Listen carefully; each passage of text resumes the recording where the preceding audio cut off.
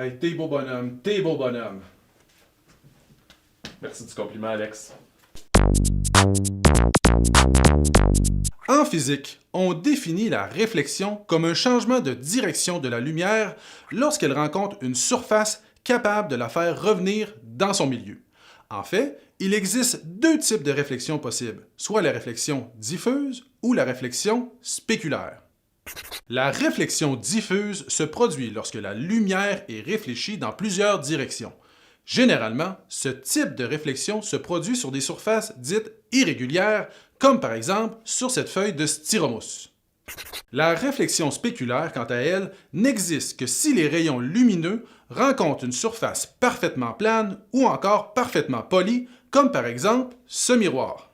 Afin de comprendre la loi de la réflexion, il est important de connaître le vocabulaire qui y est associé. Il y a le miroir plan, la surface sur laquelle se fait la réflexion spéculaire, le rayon incident, le rayon lumineux qui se dirige vers une surface, le rayon réfléchi, celui qui a été dévié par une surface, le point d'incidence, l'endroit où le rayon incident frappe une surface, la normale, une droite imaginaire perpendiculaire issue du point d'incidence, l'angle d'incidence, l'angle situé entre le rayon incident et la normale, et l'angle de réflexion, l'angle situé entre le rayon réfléchi et la normale. Ce n'est que dans la réflexion spéculaire que la loi de la réflexion s'applique. Celle-ci stipule que l'angle d'incidence est égal à l'angle de réflexion. Si l'on donne la mesure d'angle entre le rayon incident et le miroir, il est important de calculer l'angle d'incidence pour déterminer l'angle de réflexion.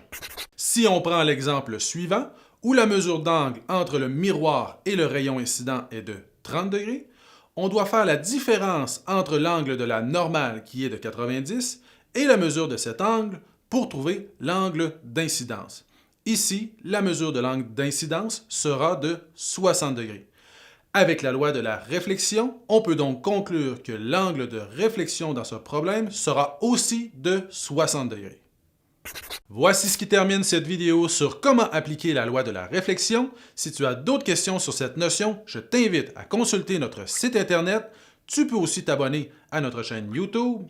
Et je t'invite aussi à nous suivre sur les réseaux sociaux. Généralement, je dis généralement 2 fois, donc on ne le dira pas 18 fois. On va recommencer. Lorsque la lumière est réfléchie dans plusieurs directions, la réflexion spéculaire, quant à elle, n'existe que si la règle... C'est que j'ai dit là? Repars ça. Yeah! J'ai-tu eu?